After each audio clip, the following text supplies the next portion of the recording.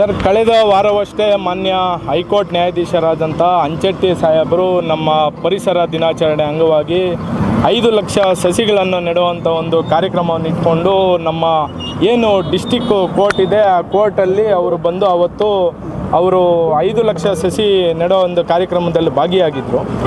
ಆವತ್ತಿನ ದಿನ ನಮ್ಮಂಥವ್ರನ್ನ ಸಮಾಜ ಸೇವಕರನ್ನ ಆ ಕಾರ್ಯಕ್ರಮಕ್ಕೆ ಕರೆದಿದ್ದರು. ಆ ಕಾರ್ಯಕ್ರಮದಲ್ಲಿ ಭಾಗಿಯಾಗಲಿಕ್ಕೆ ಮನವಿ ಮಾಡಿದರು. ಅದೇ ದಿನ ಮಾನ್ಯ ನ್ಯಾಯಾಧೀಶರಲ್ಲಿ ನಾನು ಒಂದು ಮನವಿಯನ್ನು ಮಾಡಿದೆ.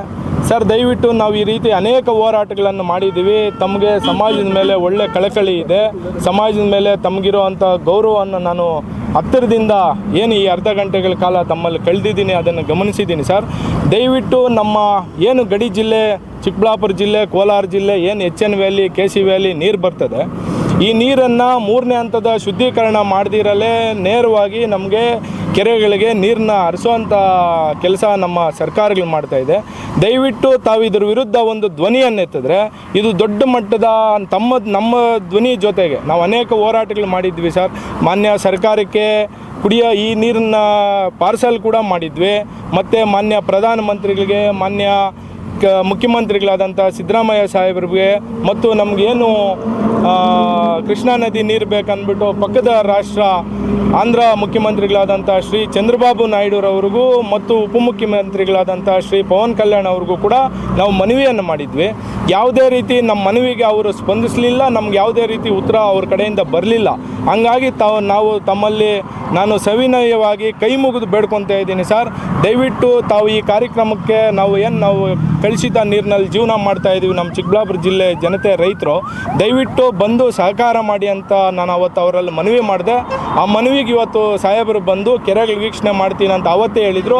ಅದೇ ರೀತಿ ಇವತ್ತು ಕೆರೆಗಳು ವೀಕ್ಷಣೆ ಮಾಡಿದ್ದಾರೆ.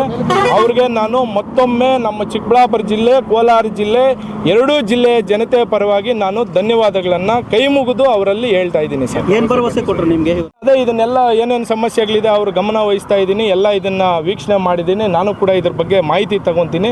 ಇದನ್ನು ಹೈಕೋರ್ಟಲ್ಲೊಂದು ರಿಟ್ ಪಿಟಿಷನ್ ಹಾಕೋಣ, ಒಂದು ಪಿಟಿಷನ್ ಹಾಕಿ ಸರ್ಕಾರದ ಗಮನಕ್ಕೆ ತಂದರೆ ಇದು ಖಂಡಿತವಾಗ್ಲೂ ಈ ಸಮಸ್ಯೆ ಬಗೆಹರಿಯುತ್ತೆ ಅಂತ ನಮಗೆ ಭರವಸೆ ಕೊಟ್ಟಿದ್ದಾರೆ. ಸರ್, ಏನು ಪ್ರಾಬ್ಲಮ್ ಇದೆ, ಏನು ಪರಿಣಾಮ ಬೀರ್ತಾ ಇದೆ ಸರ್? ಇದರಿಂದ ಅನೇಕ ರೀತಿ ತೊಂದರೆಗಳಿಗೊಳಗಾಗಿದ್ದಾರೆ. ಆರೋಗ್ಯ ಸಮಸ್ಯೆ ಆಗಿದೆ. ಡಯಾಲಿಸಿಸ್ ಪೇಷಂಟ್ಸು ದಿನೇ ಸಾವಿರಾರು ಸಂಖ್ಯೆಯಲ್ಲಿ ಹೆಚ್ಚಾಗ್ತಾ ಇದ್ದಾರೆ ನಮ್ಮ ಜಿಲ್ಲೆಯಲ್ಲಿ.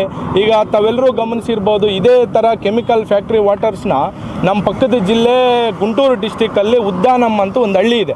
ಆ ಹಳ್ಳಿಯಲ್ಲಿ ಇದೇ ರೀತಿ ಪೊಲ್ಯೂಟೆಡ್ ವಾಟರ್ ಎಲ್ಲನೂ ಬಂದು ಊರೂರೇ ಸ್ಮಶಾನದ ಪರಿಸ್ಥಿತಿ ನಿರ್ಮಾಣ ಆಗಿತ್ತು. ತಾವು ಬೇಕಂದರೆ ಗೂಗಲ್ ಮಾಡಿ ನೋಡ್ಬೋದು, ತಮಗೆ ಅದರ ಸಂಪೂರ್ಣ ಮಾಹಿತಿ ಅಲ್ಲೇ ಸಿಗ್ತದೆ.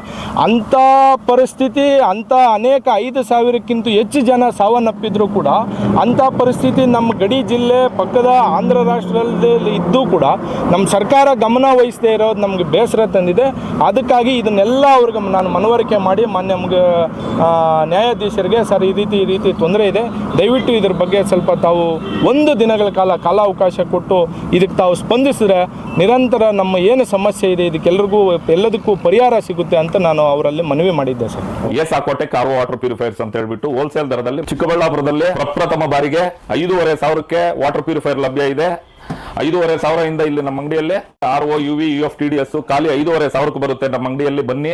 ನಮ್ಮ ಲೊಕೇಶನ್ ಬಂದು ಎಸ್ಆಕೋಟೆಕ್ ಕೆನರಾ ಬ್ಯಾಂಕ್ ಆಪೋಸಿಟ್ ಅಲ್ಲಿ ಆಂಬೂರ್ ದಮ್ ಬಿರಿಯಾನಿ ಪಕ್ಕದ ರೋಡ್ ಅಲ್ಲಿ 2ನೇ ಅಂಗಡಿ ಬರುತ್ತೆ.